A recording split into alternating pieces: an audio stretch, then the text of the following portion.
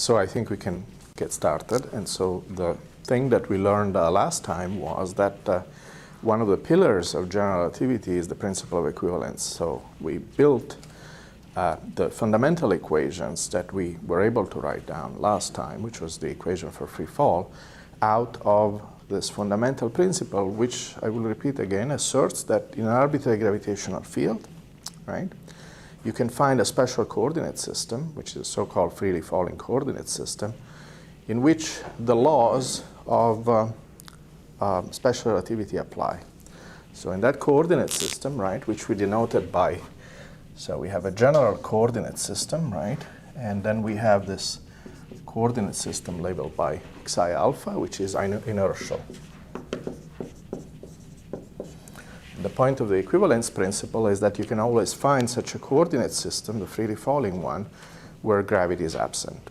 That is, there is no acceleration, and you have the laws of, well, unaccelerated frames, which, to be more precise, are the laws of special relativity, right? That's why we use the indices alpha, beta, gamma for the coordinate system of special relativity, and x mu for any other sort of general coordinate system. So in this inertial coordinate system, we have that the second derivative of xi alpha with respect to tau squared is equal to 0, right? And then what we do is we transform back, right, from the xi alpha. We transform to this coordinates x mu, right? And we bring in things that are of the form dx mu by dxi alpha, right? These derivatives. So by manipulating derivatives, we write down the equation of free fall, right? And is that the second derivative of, let's write the second derivative of x lambda with respect to tau squared plus gamma lambda mu nu dx mu dx nu by d tau is equal to 0, right? And so that's the equation for free fall.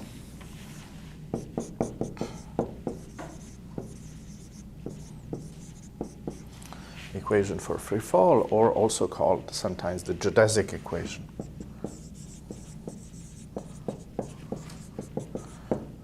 Right. And so at this stage, it's not clear that this equation really is necessarily useful, because we just obtained it by transforming from one coordinate system to another. And the gamma, the affine connection, is given by some derivatives of one set of coordinates with respect to another set of coordinates, right? And so the other thing that we mention is that if you look at the proper time interval,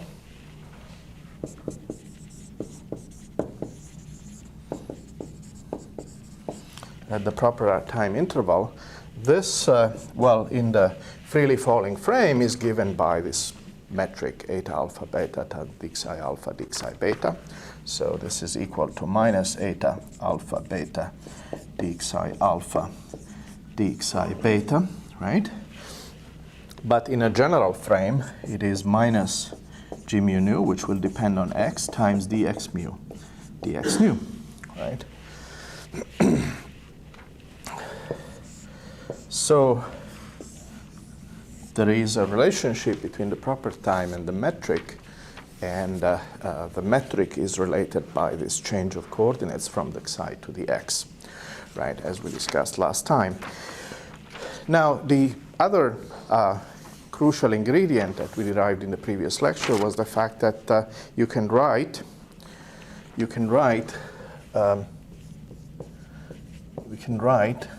the gamma lambda mu nu as a function of g mu nu only. That is, a function that does not involve the xi alphas at all, right? And so that was the result we obtained last time, and that is that gamma sigma mu nu, right? Gamma sigma mu nu is equal to 1/2 g sigma, and then times lambda, or let me write this as lambda. Let me keep the indices the way I have them here. gamma lambda mu g sigma nu times 1/2 times some set of appropriate derivatives of the metric, which are, first of all, dg mu nu by dx lambda, and then the derivative of g lambda nu by dx mu, and then the third derivative, which is the derivative of g mu lambda,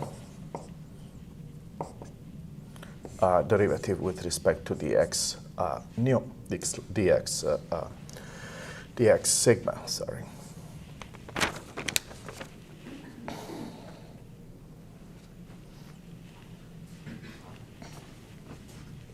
Dx nu, like this. So that means that the gamma lambda mu nu is determined, well, I already wrote it up there, so it's completely determined by the metric. So if we know the metric, then we can calculate the affine connection. And so if we know the g mu nu, then we know the gamma lambda mu nu. And if we know the gamma lambda mu nu, then we know the equation of free fall.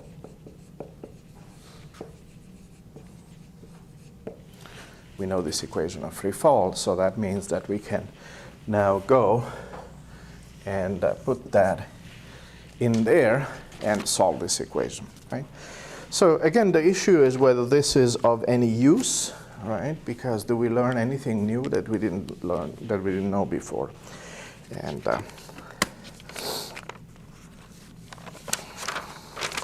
by the way, this also required the introduction of a inverse of the metric.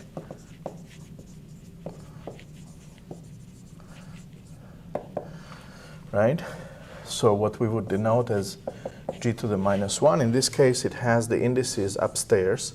So we have a g mu sigma, g sigma nu is equal to delta mu nu. So this is the metric, and this is the inverse of the metric. Right? And if the coordinate systems are well behaved, then all the derivatives of one coordinate system with respect to another, for example, derivative of xi with respect to x, coordinates are finite and well behaved, then this inverse exists. And so that is something that we need to know, because the inverse of the metric appears in there.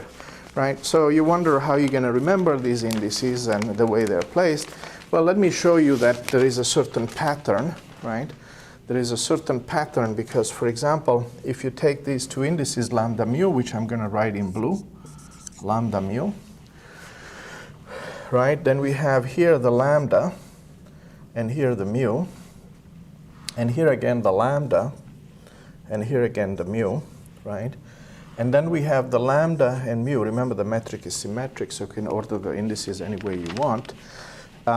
So you can see that these two indices appear in certain combinations which are very similar for the first two terms, and that's why the first two terms have a plus. And in the last term, the bottom two indices in the gamma appear both in the metric, and that has a minus sign. So there is a little bit of a pattern there, right? And so this is something that one can remember, and is some peculiarity of the definition of the affine connection, that it has that sequence of derivatives, and well, that is the way it is. All right, so now, as I said, in order to see whether this equation can do any sort of useful work, we should try to see what it looks like for a system that we are familiar with, right? And a system that we are familiar with is a particle, right, that is in a gravitational field. And we take that gravitational field, for example, to be weak, and see what we get. So we're going to do that in a second, but before we do that, let me erase this because I need the space. Let's derive another very interesting and fundamental result, and that is the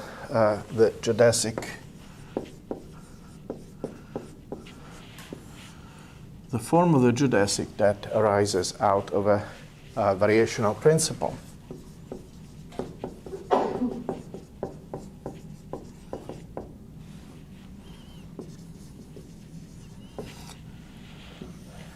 So this variational principle is quite interesting, namely the statement, right, is that you will get a geodesic if you do the following. You consider the proper time interval, right, and that is for a path, right, which is going to go from point A to point B, and which will have some proper time associated with it. And so we are going to do this integral from A to B, and this is going to be our TAB, our total elapsed time along this path. And now we are going to do a variation of that, variation from A to B in d tau, and set that equal to 0. Right, so this is the kind of variation that we do in classical mechanics when you look at the least action principle or Maupertuis principle. So that means that you have one trajectory here, which is x mu of some time, and you consider a neighboring path. So the neighboring path would be x mu of tau plus delta x mu of tau. Right, so you consider one path and a neighboring path, and now you do this variation. All right. So in order to do this variation, there's a little bit of mathematics involved, and again, as I said, we are going to do some of these calculations initially in an explicit way, and then later on, I think we will do less of them because they tend to kind of repeat themselves. And so let us do this variation. So the variation of the integral from A to B in d tau, which is equal to 0. Right? Well, the first thing we're going to do is we're going to parameterize this path in terms of some parameter. So P is some parameter which belongs, say, to the interval between 0 and 1, right? So this is P equal to 0 here and P equal to 1 there. So we introduce a parameter that labels the point along the path, and that parameter is just some real variable. So now we bring in the metric, and so we do that by writing the d tau, right? I can write it here again. Remember that d tau squared is equal to minus g mu nu dx mu dx nu. Right? So the d tau itself is the square root.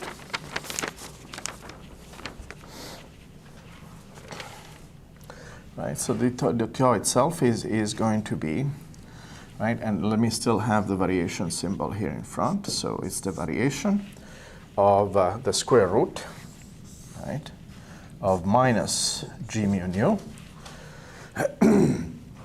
and then dx mu by dp and dx nu by dp, right?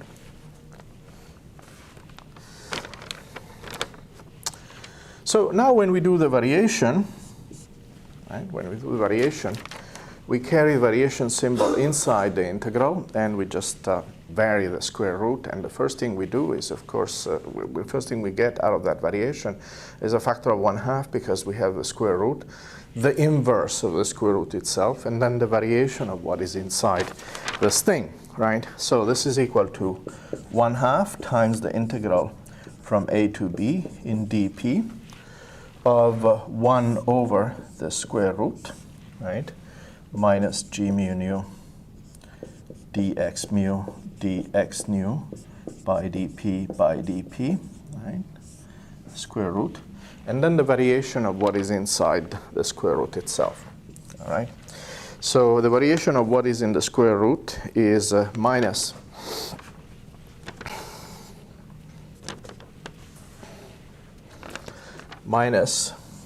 So the first thing we vary is the metric itself. So we're going to get minus the derivative of the metric with respect to a coordinate. So we're going to call that with respect to dx lambda, right? And then times the variation, dx lambda. Right? So that's the first thing. Times, of course, these two terms, which we just carry over. So times dx mu by dp and dx nu by dp. Right. So that's the variation of the g mu nu, right? And then we have a second term, which is the variation of the dx mu by dp or dx nu by dt. Now, the variation of these two objects is going to be the same because they have the same structure, and in fact the metric is also symmetric in mu and nu. So instead of having a variation of each one, we have twice the same type of variation, right? So we get minus 2 g mu nu,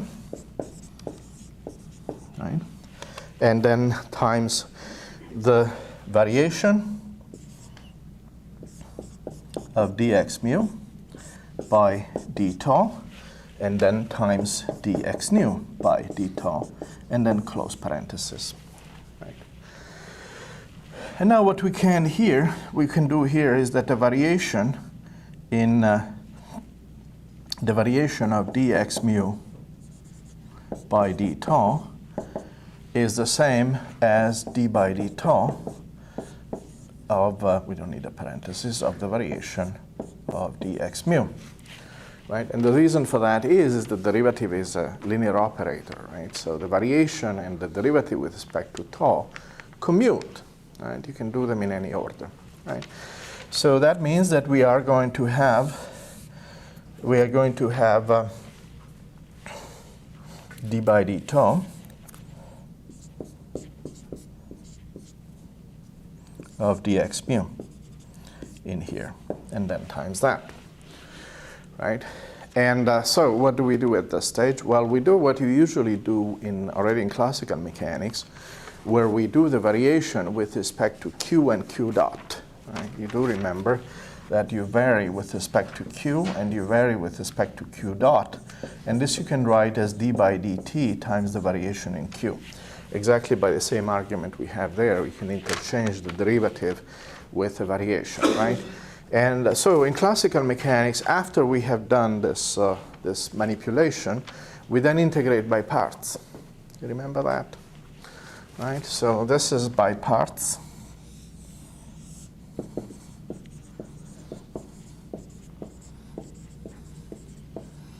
Integrate by parts, this derivative, which means that we're going to rewrite the derivative as something that acts on the rest of this expression, which is the g mu nu and this other derivative here, right? Now, when we integrate by parts, we have to keep in mind another thing, namely that the variation of the path is 0 at the two endpoints, which means that we just get another integral and no boundary terms. The boundary terms is 0 because the variation is 0 at the endpoints, right?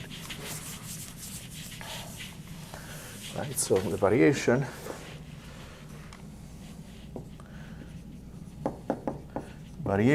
is 0 here, right? It's 0 here, and of course it's 0 at the other point, right?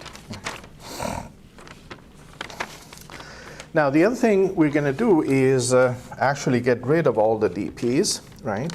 Because we are going to just use everywhere that dp is equal to dp by d tau times d tau, right?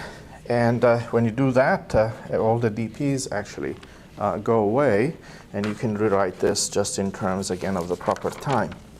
So we're going to do that. Remember, differentials can be just manipulated as if they're fractions. So dTAB, which is, of course, equal to 0, right?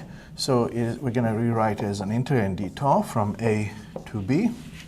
Right? And so the first term we have is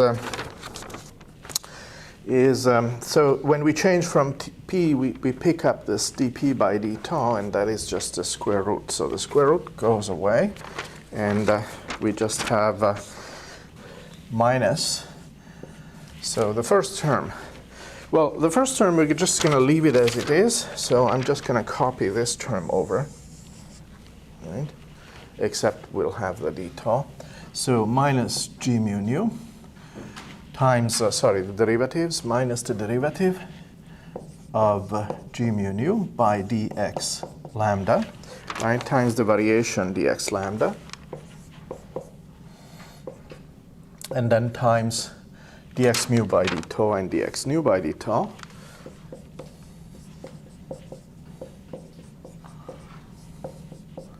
So that is just this first term where we have eliminated the p and replaced it by the tau. So the next term is minus g mu nu times the derivative with respect to tau of dx mu, and then times dx nu by d tau, and then close parenthesis, right? So as advertised, this is going to be done by parts. By parts, right? So let's see what we get when we integrate by parts. So minus 2, there's a factor of 2 here, minus 2 g mu nu times d of the variation of x mu by d tau times dx nu by d tau is equal, right? Or I should say equal because it's inside an integral, so this by parts.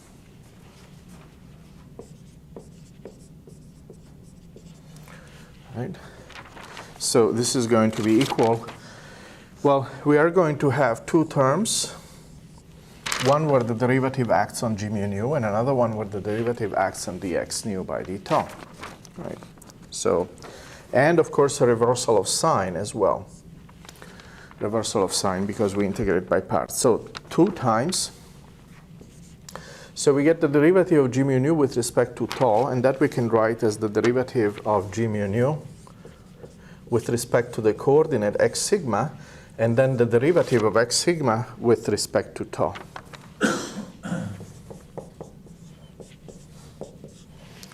Right? So that's one term that takes the derivative of that. And then, of course, we're still left over with dx nu by d tau, which we just carry over, right? And then times this variation, all right? So times that variation, which we're going to write over on this side as dx mu. We're going to factor that out, right? And so the other term that you get when you integrate by parts is not the derivative of this one, but is the derivative of that with respect to tau. Well, the derivative of this with respect to tau just gives a second derivative. So that is easy, and we just write that in. So plus 2 times g mu nu, and then we have dx mu by the second derivative of x nu with respect to d tau squared, right? And then times the variation in dx nu.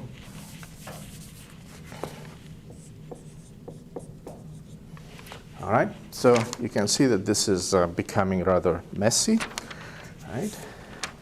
And so now we go over on this side and we collect all these pieces, right, with all the indices in the right places.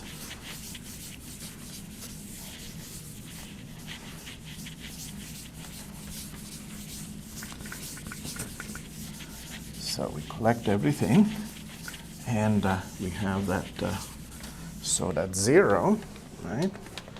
0, which is the variation of the integral between a and b in d tau, right?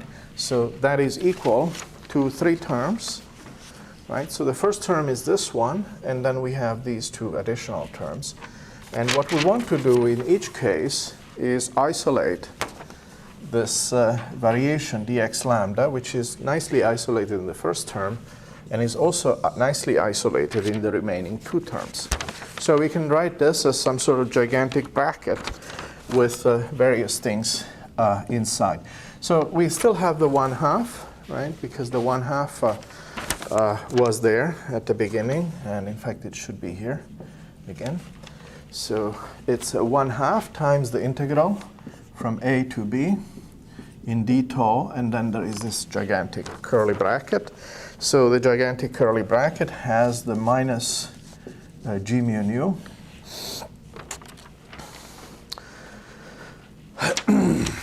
which is this term here, right? The minus g mu nu, dg mu nu by dx lambda term times dx mu by d tau and dx nu by d tau. So that's the first one.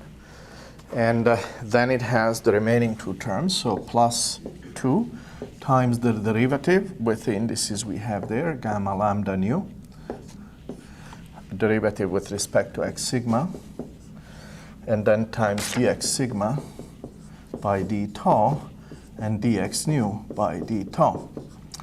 Right? So that's this term right here. That's this term right there. Right? And then the third term, so plus 2 g mu nu, or g lambda nu. We want to keep the indices as we have them here. Because we want to factor out a dx lambda, and so we slightly relabel the indices and write this as d lambda nu times the second derivative of x nu with respect to tau squared, and we factor out a dx lambda. Okay. The reason for that is that the indices here are called differently, but we want to group everything together. So we want to call this index lambda, but this index lambda is the mu here, right? So this is going to turn into a g lambda nu instead of g mu nu, right? G lambda nu, and that's what we have here, g lambda nu times dx lambda. All right, so we have achieved what you usually achieve in classical mechanics as well, where you have an integral in dt, and then we have some expression in bracket, and then you have times dq. Right, and then the expression in bracket has to be equal to 0, right? And so now you stare at this expression for a little bit, and you realize that, so what do you realize? Well, you realize a number of things. That first of all, it contains the second derivative of the coordinate with respect to the proper time. Second derivative. And also it contains first derivatives of the metric. First derivatives of the metric. Right? So it contains first derivative of the coordinate and squared, and then it contains also the second derivative of the coordinate, and it contains the derivative of the metric. And this is in fact exactly equal to having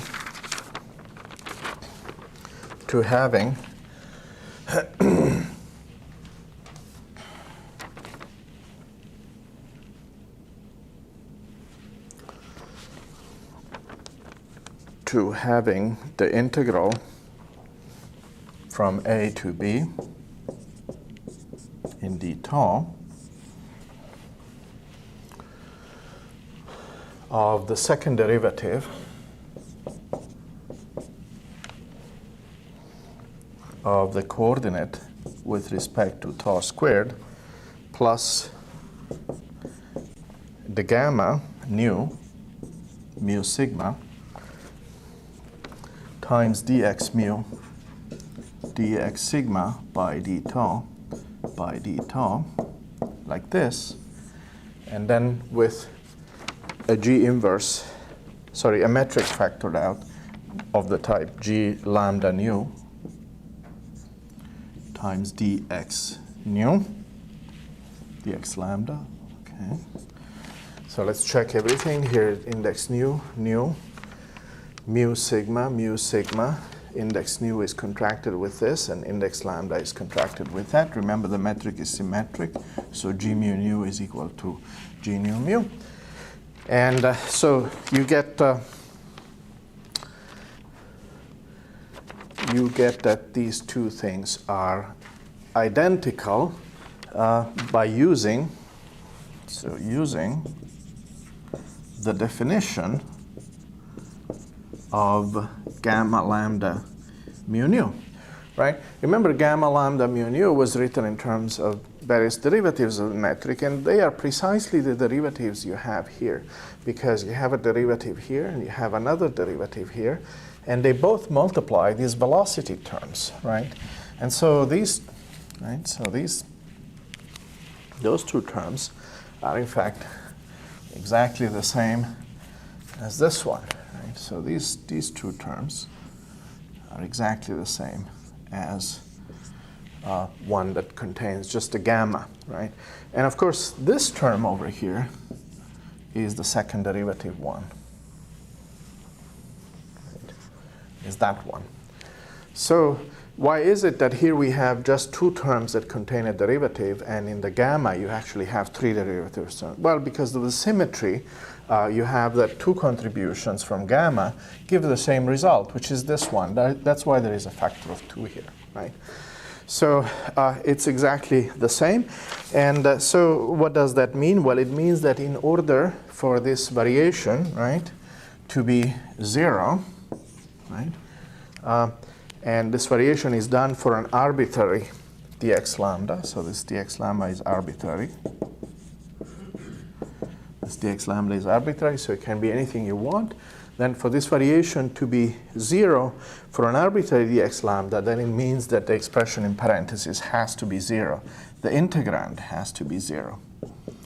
The integrand has to be 0, right?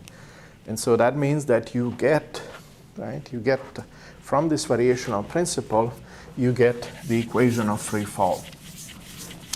Right, so let's think about that, because it is really something that is of fundamental importance and interest, right, which in part is at the basis of the geometric interpretation of general relativity, right? So we have discovered that the equation of free fall is derived, or can be derived, from a variational principle,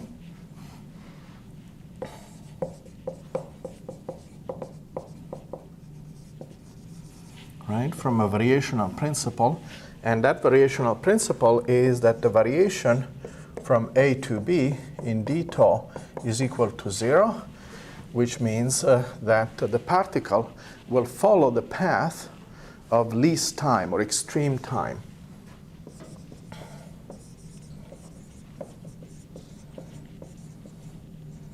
Follows the path of least or extremal proper time. Proper time. Okay, so it means it follows the shortest path. It follows the shortest path in four-dimensional space-time. Shortest or longest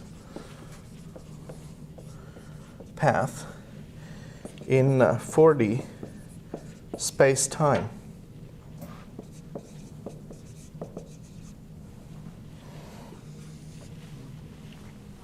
Which is a remarkable result. So we have discovered that the equation of free fall is equivalent to the statement that when a particle moves from point A to point B, it does not follow the shortest path. It follows the shortest path in four-dimensional space-time, right? And the shortest path being defined by the one that has the least integrated proper time. So that means that the particle follows a geodesic.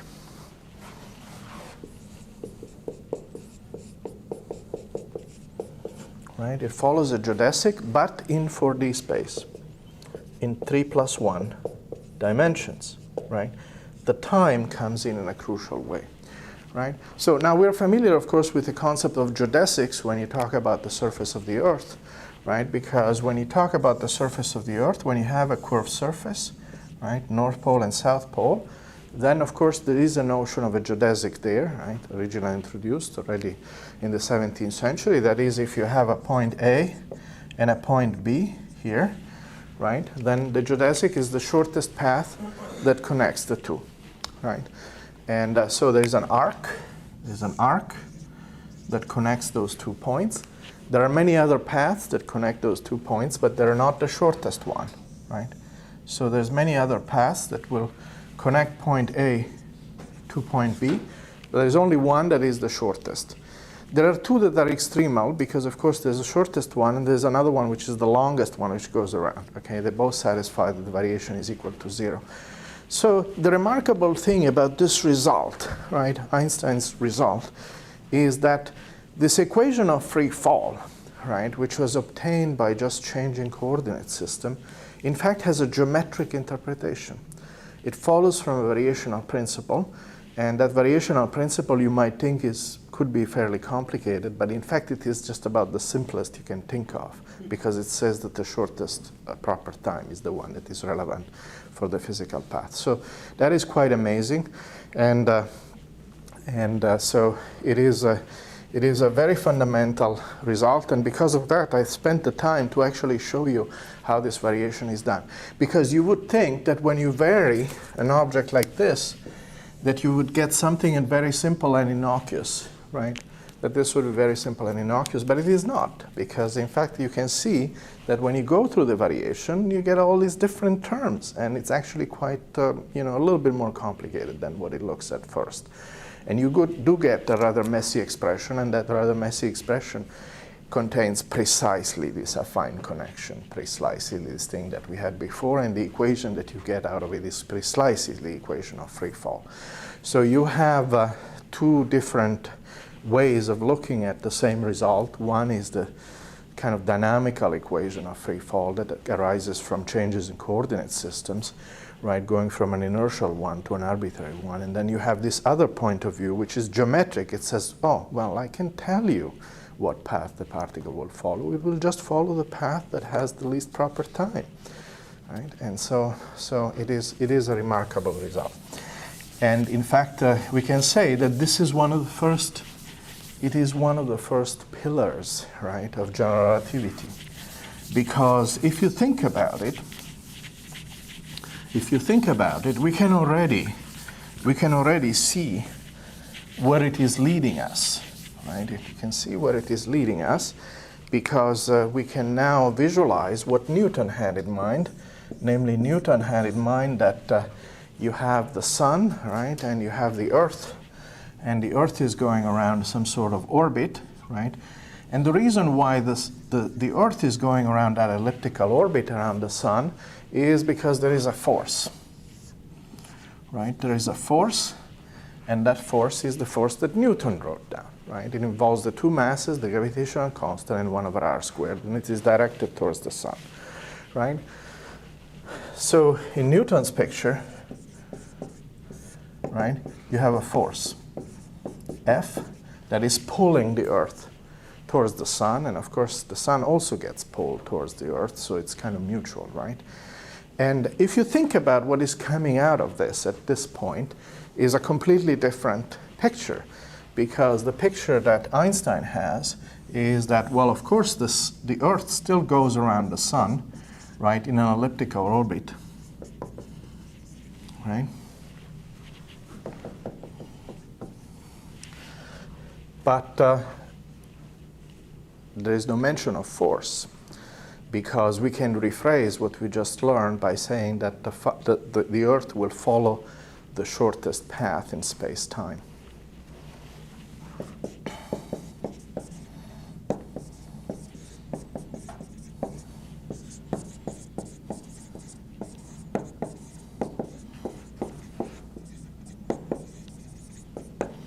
And so this is Einstein's statement. The Earth follows the shortest path in 4-dimensional space-time. And so how that comes about is because the geometry is curved, and there is a non-trivial consequence to that statement that particle will follow the shortest time in 4-dimensional space-time. So there's a really fundamental difference between the 2 points of view, which I think Einstein started to realize very early on as he was looking at this, that you can really come up with a very different interpretation of the notion of force. Force is replaced, right, or can be replaced at this stage by this geometric point of view. Now, this also has consequences for quantum mechanics.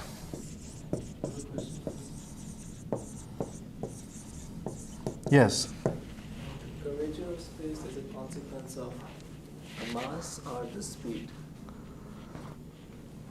You gave this example that there's a particle at the end of the disk, and if it rotates with the speed of around the speed of light, so close to the speed of light, yes. So the speed, the curvature would, the space would appear curved. Space and time would be curved, right? So is it like due to the speed, or maybe due to the presence of mass? Due to the presence of mass. Mass is the origin of curvature, right? So what we will see, right, we're working ourselves up slowly to construct, like he did, right, to construct the theory and see what it is trying to tell us. And it is interesting that at different stages, it is already telling us something, which is not the complete picture, right? But mass is the origin of curvature. So if there is no mass, then there is no curvature, right? Because then you don't have a gravitational field. If you don't have a gravitational field, right, if there is no acceleration, then the laws are the laws of special relativity, right? And so the metric is then eta, alpha, beta, and we fall back to what we discussed in the first 3 lectures, right? So it is in the presence of gravity that you do have accelerated frames that look like accelerated frames, right? And you can in fact remove those accelerations by a suitable choice of frames. And then you have a curved space, right? Otherwise the space is flat. So in special relativity, the metric is eta, alpha, beta. And well, if, right, in special relativity, the G mu nu becomes an eta, alpha, beta. And you can see immediately that if that is the case, then of course the affine connection is identically 0, right? Because in special relativity, the eta is a constant, right? So when you calculate the derivatives, you get 0, right? All the dg's are 0, gamma is 0, and you fall back to the original equation, which is that the second derivative of the coordinate with respect to proper time is 0, and that's the end of it. That's the end, right? So, but here we're going beyond that, right? So now, as I was saying, this also has some important consequences for quantum mechanics, because Feynman has told us that the amplitude to go from A to B, right, and that is something that, you know, might ring a bell with some of you, but maybe not everybody. The amplitude of going from A to B is proportional to the sum over all paths, which you write in this way, integral over all paths of e to the I over h bar times the action, right? The action, which is the integral with the Lagrangian. Well, in this case, our particle has an action which is in fact the d tau. So this is the integral in d tau from A to B. And this is actually the path integral for a relativistic particle, involves in the exponent just the proper time, right? And of course, the dimensions are not quite right, because what should appear in the exponent is an action, which is you know, usually the Lagrangian times time integral, or in other words, an energy times a time, right? And here we certainly have a time, but we're missing an energy. And so the correct coefficient is in fact mc squared, right? Mc squared, and that now has the correct dimensions. And you might think that this has nothing to do with the Lagrangian of classical mechanics, but in fact it's the same thing. It's the same thing. This is actually the equivalent of classical Lagrangian for a free particle in the relativistic context. So the proper time is a central object when you try to even construct the quantum theory, at least from the point of view of the Feynman path integral. And this is indeed the correct expression for the action, right? So the action is just the proper time, so integrated over whatever distance you're looking at. So anyhow, this is kind of an aside, but it is important because it does generalize to even beyond the classical context. So, well, we have kind of postponed some sort of physical interpretation of our equation for free fall, right? So we have the equation of free fall is again that the second derivative of dx lambda, let's say, with respect to d tau squared plus gamma lambda mu nu dx mu by d tau and dx nu by d tau, that this is equal to 0, right? So this is the equation for free fall, or the equation for the geodesic, right? For the geodesic trajectory. And so x mu of tau is a geodesic, right? And whether you use one name or another depends a little bit on perhaps what aspect of the theory you want to emphasize, because if you refer to it as the equation of free fall, you're still thinking in terms of some sort of forces. If you use the term equation for geodesic, then you're thinking a little bit more in geometric terms, right? Like you have there, right? You have this geometric picture. And of course, the two are completely equivalent because we're talking about exactly the same story. So now, as I said, we have postponed trying to find interpretation for this equation, and so that is what we're going to do next, because at this point, maybe we're talking about something that really has no substance. Because remember, what we have done is just obtain this equation by changing from a freely falling coordinate system, which was denoted by psi alpha, right, to a lab frame, which was denoted by x mu. Lab frame, and this is a freely falling frame, right? So this one's falling down like this, and the other one is looking at this freely falling observer. And so that's how we got this equation, and there wasn't really anything else in it except a change of coordinate. So let's now consider a particle.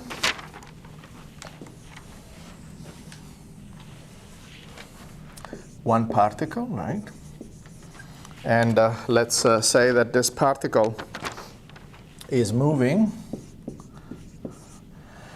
Well, in order to get something that we eventually might recognize as Newton's equation, we are going to say that it moves slowly, right? So it means all the velocities are small, right? And it is moving in a gravitational field, which we don't want to be the most general one. So in a weak gravitational field, moving slowly in a weak gravitational field. So if we do that, then there's going to be a number of terms that we can neglect, okay? So first of all, the fact that it's slow, right, means that, remember that, of course, dx mu by d tau is just dx by d tau and dt by d tau, right? It's a four vector, dt by d tau. It's a four vector whose entries are those four quantities, right? So if we're saying that a particle is moving slowly, then it means that dx by d tau or dx by dt is small, right? So this part here is going to be 0, slow. So that means that dx by d tau is going to be in magnitude much less than the only other term we have here, for which there is no reason that it should be small, which is the derivative of the time with respect to the proper time. Remember, the time is the time in the laboratory frame. The proper time is always the time it is associated with the freely falling observer. So we have that this one is much smaller than dt by d tau. So that's the requirement that the particle will move slowly, right? And so that allows us to simplify the equation for free fall to the following: dx mu by second derivative of dx mu by d tau squared plus, now this contains indices I, which is 1, 2, and 3, right? And that would be the naught component. So the fact that the velocities are small means that all the I and j components in here are negligible, right? So the I and j components here are going to be negligible, which means that the only one we need to worry about is the naught component. So plus gamma mu naught, right? So that means the ij terms go to 0. So we have the naught component, and the naught component is then multiplied by dx naught by d tau and dx naught by d tau again, right? So dt by d tau, and that is squared, and this is approximately equal to 0 for a particle that is moving slowly. Yes? Why isn't it slowly being much less than the speed of light? Why is it much less than No, it is really slow. Really slow. Yeah. You can include the next order term, right? You can keep it to. We're just interested in the 0th order term, right? The first term, which is not 0, right? And so for that, we can actually set the velocity to be very close to 0, and we are still going to get something out of it, right? So you can just do a Taylor expansion if you want, but that's not necessary in our case. So the second thing we're going to do is weak fields. Right? Because we need to know what this gamma is, and the gamma has 3 terms. Well, it has also the inverse of the metric, but then it has 3 derivatives, right? And so that means that we're going to write g alpha beta as eta alpha beta plus h alpha beta.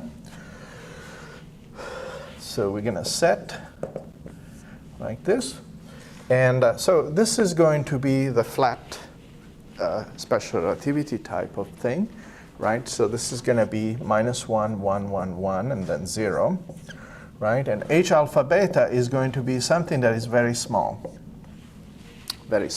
right? And so that's the gravitational field, right, which we assume to be weak. Incidentally, notice that in this case, right, the gravitational field is dimensionless.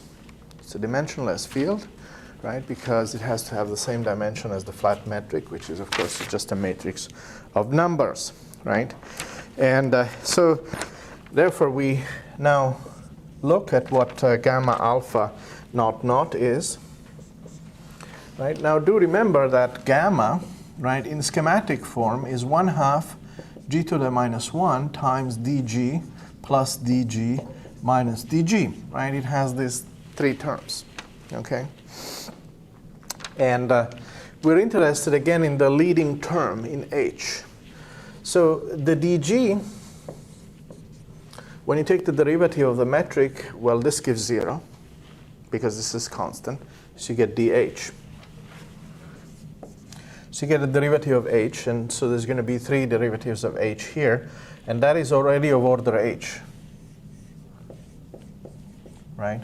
And so in the g minus 1, okay, if g is 1 plus h, then 1 over g is 1 minus h.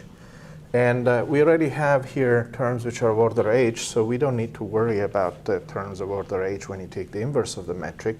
So we can just use the flat one, right? So this is equal to -1/2. Where's the minus sign coming from? Well, it's the only term that contributes is actually this last one. So it's -1/2 times eta alpha beta. As I said, it's enough to take just the leading term in G inverse. And then the only remaining term is dH naught times dx beta, right? And so all the other terms, they give 0, right? Because we are assuming also that the field, by the way, is static, right? So that the time derivatives of the field are. So the d by dt of the h, they're all 0. We assume that the field is time independent. And so this is the only term that do contribute here is when alpha and beta are some, 1, 2, and 3, right? Because we don't want time-dependent field. And so when beta is equal to I, or 1, 2, and 3, this is just a gradient. It's just a gradient, okay? So it's minus a half times the gradient of h naught naught. Minus a half times the gradient of h naught naught. All right, so assuming that, right, weak gravitational field, everything is time independent as far as the field is concerned. And so we've nailed down what this thing is here, right? Nailed down that. So we can insert that, and notice that the equations of free fall, how many equations are there? Well, clearly there are 4 equations because mu runs from 0 to 3. Right? And the 4th equation is not trivial because it involves a relationship between the proper time and the actual lab time. So we're left with 4 equations.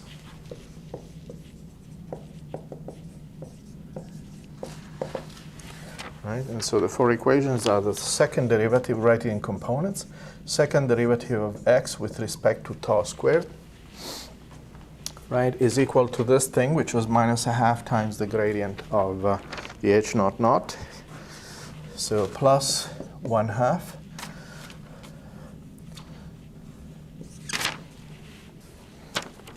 minus 1/2 times the gradient of h naught naught, right, and then times, we're still left with dt by d tau, so you got to drag that along. And so times dt by d tau, and then squared. And that is equation number 1. Sorry, let me write it like this, which is better. And the second equation is the one that we get when mu is equal to 0. So we get that the second derivative of t with respect to tau squared is equal to what's left over on this side, but gamma naught naught naught is equal to 0 because the fields are weak and time independent. So we have that the second derivative of t with respect to tau squared is equal to 0. Okay, so the last equation says that tau, or t, is equal to a plus b times tau. Right, from this equation, there's a linear relationship between the time and the proper time, and so that says that we need to know here what dt by d tau is. So dt by d tau then is equal to just b, right, and that is some constant, right. But the second derivative of x with respect to tau squared is also equal to b squared times the second derivative of x with respect to t squared.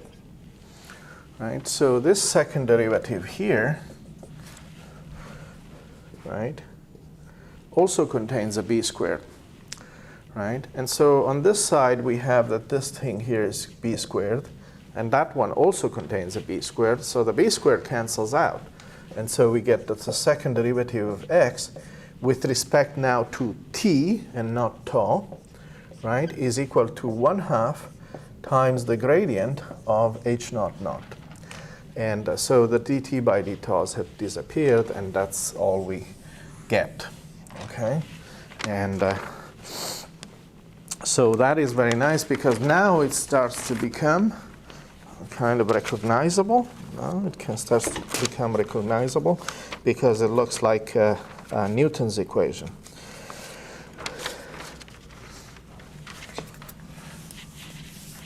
So the Newtonian result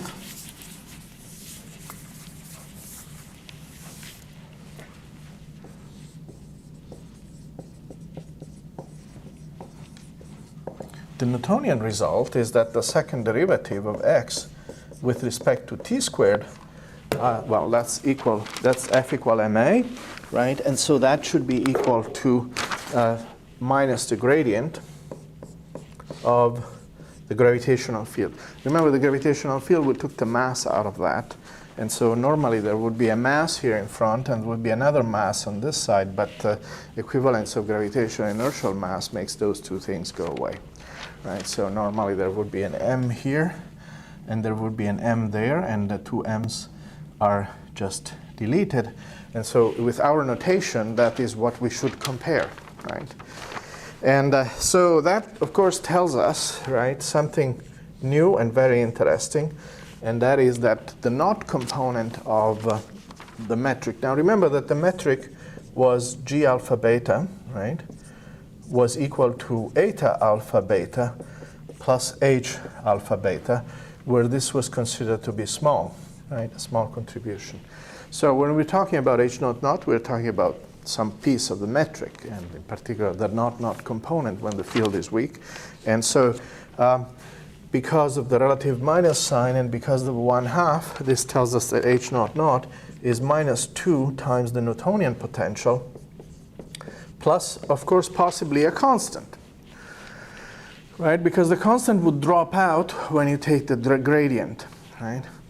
And so now the thing is that you want to consider the case when you go away from whatever the source is for this gravitational field, and when you go far away, the gravitational field should die off, right? So fields die off at infinity.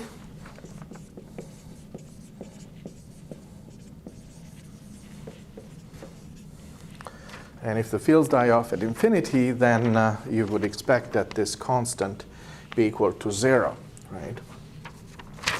So that would imply that the constant is equal to 0.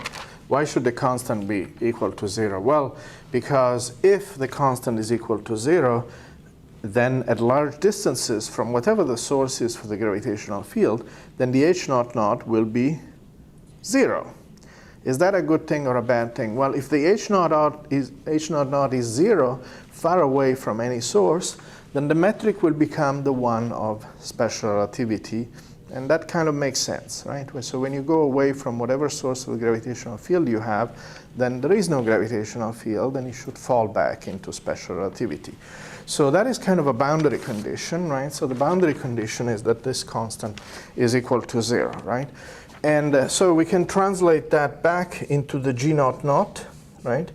The g naught naught, remember that this eta matrix, right, as I said a number of times, starts out with -1, and then it's 1 for the rest, right? So the g naught naught, its first component is -1, and then the correction is -2 phi. So we can write this as -1 plus 2 phi.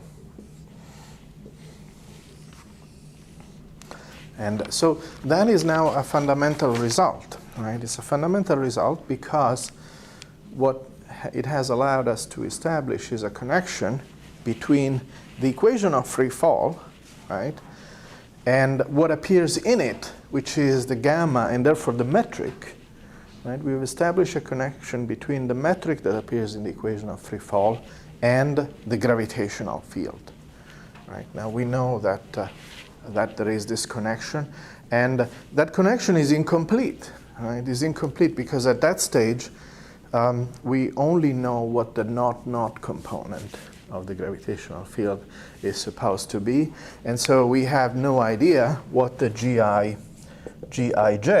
are equal to, right? The other components, because there is 10 entries in the metric, right? A symmetric tensor in 4 dimensions has 10 entries, right? And as a result of this kind of calculation, we have pinned down only one of them, which is the g naught naught or the h naught naught. And in fact, we only have pinned it down for the case of weak fields, right? Case of weak fields, right? But nevertheless, so that means that here there is a dot dot dot, right? There is a dot dot dot because everywhere we have assumed that the fields are weak, right? And so we have, that's clearly not an exact relationship at this point, but it is one that is quite useful for making some progress in interpreting what is going on. Now, if we do have a point source,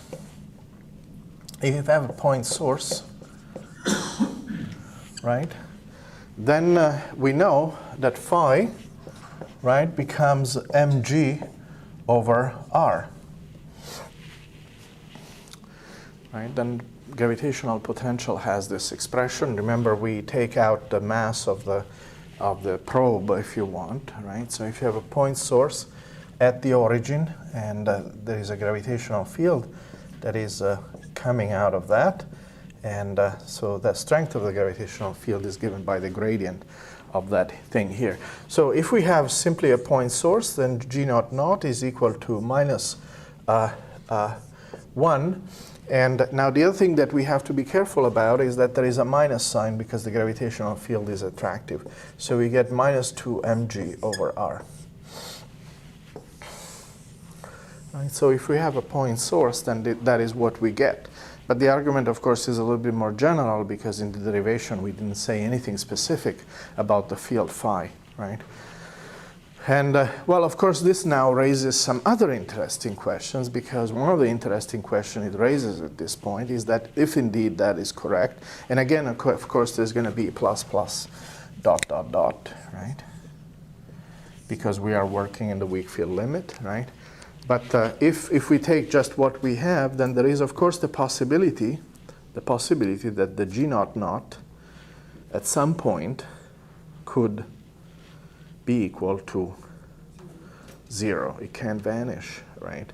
That suggests the possibility that if you go, right,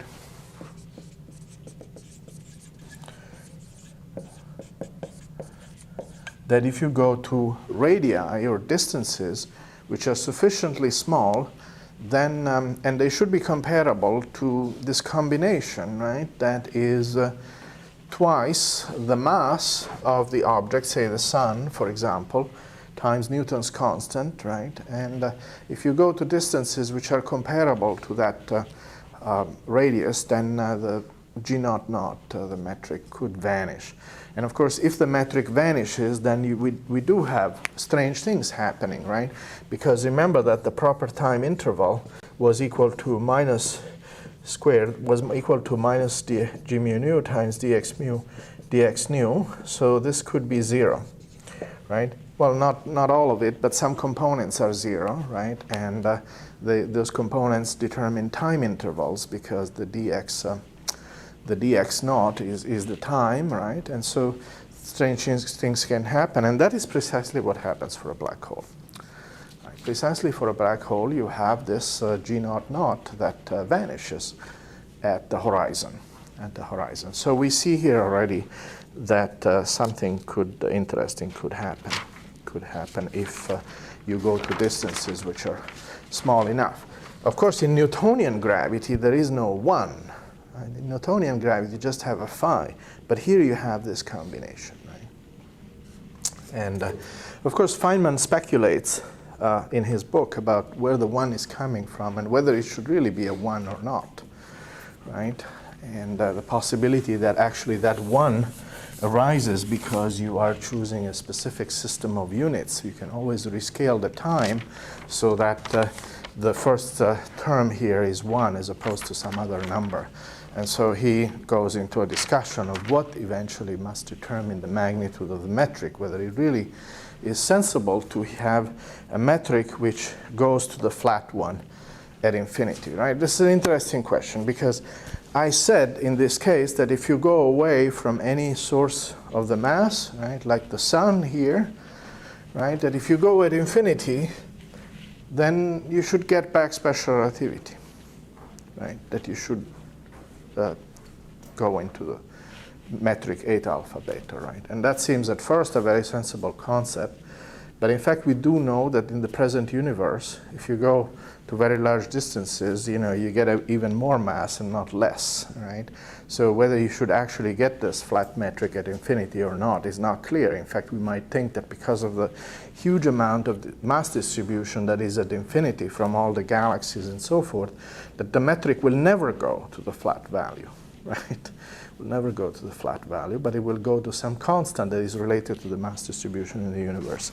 And so that raises a number of issues that have to do with the Mach's principle and so forth, which we are going to get back and touch on at some later stage. But here we want to just proceed with what we have.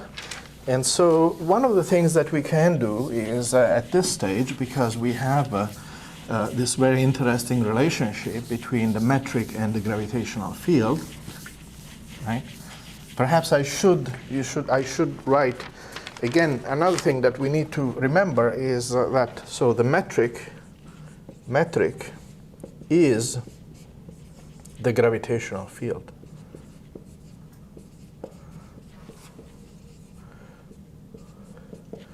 The metric, we have discovered that the metric, which is, well, something that has to do with, distances, right? It has to do with distances between points in space-time, that is related to the gravitational field, and that the geometry is affected by the magnitude of the gravitational field. So what we can now do is estimate the magnitude of the gravitational field for different size objects. So for example, if we look at the Earth, right, it is very weak. So let's start with something that has a stronger field. So gravitational field at the surface of something that's a little bit more massive than the Earth. And well, it does pay to have also a small radius, right? Because if you have a small radius and a large mass, then you get an intense gravitational field. And the question is, how intense is it? Well, it is 10 to the minus 4. Remember, it's a dimensionless number. It's a dimensionless number, right? The phi. It's clear here, right? Because it's compared to 1, all right? So it's a dimensionless number, and it is 10 to the minus 4 on the surface of a white dwarf. Right, so a white dwarf has a fairly sizable gravitational field on its surface. Not overwhelming, right, because this is still a somewhat smallish number, right? And then if we look at the sun, well, the sun, of course, is just about as massive as a white dwarf, but much bigger, right? So on the surface of the sun, it is about 10 to the minus 6. Surface of the sun. And by the time you get to the surface of the Earth, it's down by another 3 orders of magnitude.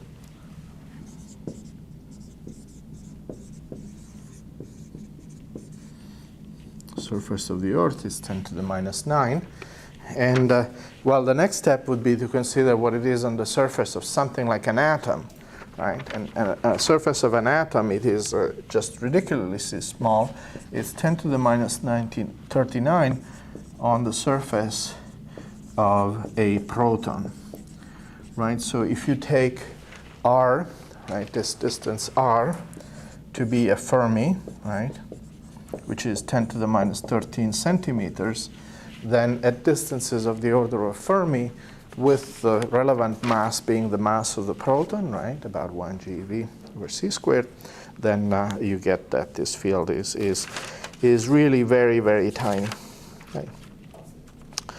So clearly these kind of effects that arise because of general relativity are not going to be that large unless you have huge masses that are involved in it. But we are going to see, I think, in one of the future lectures that these gravitational effects are actually important for GPS systems. And the reason why they're important is even though they're very small, the relativistic corrections, the GPS systems are very sensitive to just tiny relativistic effects and tiny shifts in both the position and the timing and so forth. And so these effects are important at that level, in spite of the fact that the gravitational field on the surface of the Earth is rather tiny, right? I mean, clocks on GPS systems are usually synchronized to times which are the order of nanoseconds or less. And so these effects come into play and are relevant. So now we have about another 3 or 4 minutes, so let me briefly mention time dilation. And we're talking about the kind of time dilation that arises because you have a gravitational field. And so we consider a clock, right? A clock with a period delta t, right? And we're going to write that as delta t. And it's some sort of perfect clock. And so that means that delta t is equal to the square root of minus eta alpha beta, and then dxi alpha dxi beta, and then to the 1/2, right? And well, the periods of the clock is going to depend on whether there is a gravitational field or not. So this is now a perfect clock that at first is in no gravitational field.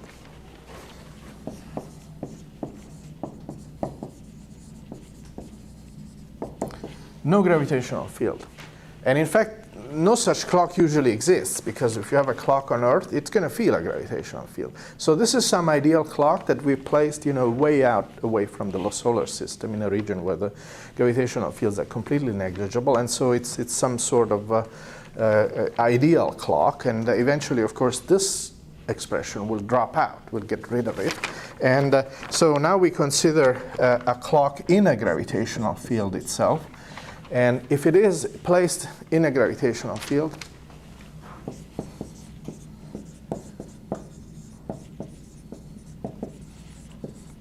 if it is placed in a non-zero gravitational field, though, this proper time interval is going to be the same, right? So the delta t is equal to minus g mu nu dx mu dx nu, right? And then to the 1/2. And these two things are going to be the same. These two quantities are be the same because this is basically the proper time interval, and proper time interval is always the same, no matter what observer you have, right? That's already true in special relativity, right? And so now we're going to equate these two to each other, right? And when we equate one to the other,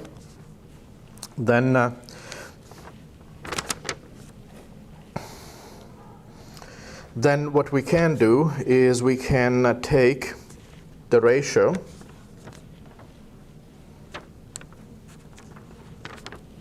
we can calculate dt by delta t, right? So we take the inverse of this thing, right? So we're going to get 1 over the square root. And so this is going to be minus g mu nu dx mu by dt and dx nu by dt, and then to the minus 1/2, right? So what have we done here? Well, we haven't done anything. We just divided by dt, or if you want, multiplied, right? So this dt goes into the square root, and it appears there, right? And the reason why we do that is because now we can relate dx mu by dt. We can relate that. Well, that is going to be dx by dt and dt by dt, which is, of course, 1. We can relate that to the velocity. So there's going to be a velocity in here, right? And the velocity will appear, but we actually are interested, right? We are interested in clocks that are at rest. So we are interested in a clock that is in a gravitational field, but is not moving, right? So we have the gravitational field of the Earth, for example, right? And we have a clock here, right? Right. We have a clock here, and it is at rest, right? It is at rest in a gravitational field, right? So if it is at rest in a gravitational field, then this velocity here is 0, right? Which means that here there's a whole bunch of terms which are 0, right? Everything that has mu and nu equal I and j, mu and nu equal I and j is going to be 0. So the only thing that really survives, if we are in a gravitational field and the clock is rest, is the g naught naught.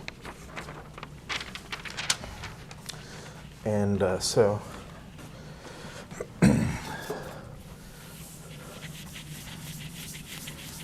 that means that the only thing that we have is dt by delta t is equal to 1 over the square root of minus g naught naught. Right? How do we get that? Well, it's obvious, right? So mu and nu are equal to 0 because all the velocities are 0. And then we have dx naught by dt. But dx naught by dt is dt by dt, which is 1. Is 1. So we just have 1. And so this is the time interval attached to this clock in a gravitational field. And this is the proper time interval or proper clock period for a clock that is somewhere out in the middle of nowhere with no gravitational field. Well, who knows what that clock period is, because all we can do on Earth is measure a clock period for a clock that is at some height h1 and a clock that is at some other height, which is h2, right? And both are at rest, right? But where there is some difference in the height. Yeah. Well, we can relate one to the other, and that is going to get rid of the delta t, which is the period of the clock out in the middle of empty space, right, by taking the ratio, right? So we're going to take the ratio.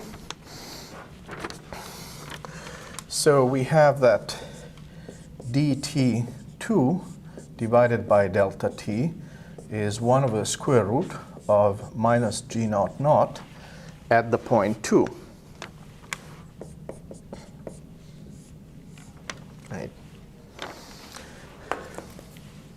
Or we can just write this as dt2 times delta t. Again, let me say that this is the period of the clock out in the middle of nowhere where there is no gravitational field, which we don't know what that period is because we can only do measurements on Earth. But on Earth, we can now have a different point, which is point 1. Right? So this is point 1 and point 2. So at point 1, the clock period is going to be related to the clock period without gravity by 1 over the square root of minus g naught naught of x1 times delta t. And so we're done. We take the ratio. Right? We take the ratio. We take the ratio, and that gets rid of this one. Right? So whatever the period of the clock is in the absence of gravity, that goes away, right? And so now the time interval, the time increment, that is essentially 1 over the frequency, right? If you have a clock that has a given frequency, that is, let's say that they are proportional, right? And so we have that nu2. We obtain that nu2 over nu1. The periods of the two clocks at different gravitational field is just the ratio of g naught naught at x2 divided by the square root of g naught naught at x1, right? And what we can now do is we can write g naught naught, remember, is equal to minus 1 plus 2 phi, right? So g naught naught at 1 is equal to minus 1 plus 2 phi at x1, and similarly for 2, phi of x2. And so we have the square root of 1 plus 2 phi 2 divided by 1 plus 2 phi 1, which we Taylor expand because phi is small. And we just get the ratio of frequencies, right? And it will be convenient to write nu2 over nu1 as this ratio as being 1 plus some small correction, which is delta nu over nu. So we set this as well, and that gives us that delta nu divided by nu is equal to phi of x2 minus phi of x1. And so that is the shift in frequency between the two clocks in a situation where we are precisely, right, as in that picture. So we have x2 and x1, and we measure the period of the clock in the two, and we measure the difference in frequencies between the two. And the frequency difference is going to be related by the difference in intensity of the gravitational field. So the gravitational field is going to get weaker as we go up, right, away from the Earth. And as a result, the clock will actually speed up, right? So the stronger the gravitational field, the more the clocks will slow down, right? So if you have an intense gravitational field, time will go more slowly, right? And how much more slowly is given precisely by this formula, right? That gives a frequency shift. And so we're out of time, and as I said, though, at the beginning, this is of relevance for GPS systems because GPS systems involve a constellation of something like 24 satellites that are constantly going around the Earth, and they have to be perfectly synchronized. And in those satellites, there are both special relativistic effects because they're moving at a certain velocity, which is very small compared to the speed of light, but nevertheless not negligible. So there is a small special relativistic correction due to the motion. But also, they're high up, right? They're something like, 36,000 kilometers up, or actually, I don't think they're just synchronous. They're somewhat lower than that. But the gravitational fields are such that you do get shifts in the frequencies, and you have to account for that when you compare them to a clock on the surface of the Earth. The difference in height makes the clock on the satellite runs a little bit faster because the gravitational field is weaker. So the clocks run faster. And in fact, if you put in the numbers, you find that if you do not account for the general relativistic correction, the GPS systems would be off by 300 miles in a month. The drift, the gravitational redshift effect would cause a drift in the location of GPS systems locations by about 300 kilometers a month, which is huge. They would be completely off. So the general relativistic correction is crucial. You have to take that into account, and it is taken into account, because otherwise the GPS systems would be useless. And it turns out that the special relativistic and the general relativistic corrections are comparable. And of course, the special one has a sign dependence because it depends on which way you're moving. And the general relativistic one has always the same sign because it has to do with the altitude at which the satellite is located. And so anyhow, I think we've covered what I wanted to cover today. And so I'll see you then on next week on Tuesday. We'll continue. Yes? Is there, like you said, when we go far from gravity, time increases and the clocks speed up, yes. And when we come close to gravity, it speeds Clocks slow down, yes. Is there a limit to the slower limit or the fastest limit? Is there any limit? Well, the faster limit, there is, what happens is when you go away from a gravitational source, eventually the field goes to zero and you fall into special relativity, right? So you go away from the sun and the planets and everything, then you have a limit, and that limit is well defined. When you go towards the source of the gravitational field, then of course the gravitational redshift gets enormous, right? Because the gravitational redshift involves, at this stage, G0 and what would we notice about G0? We notice that it can actually go to zero. So that means on a surface of a black hole close to the horizon, you can have these redshifts, which are gigantic. And the clocks will slow down. In fact, we can say that the clocks will come to a stop, right? The time will stop. And so there's all sorts of interesting effects that come out of that.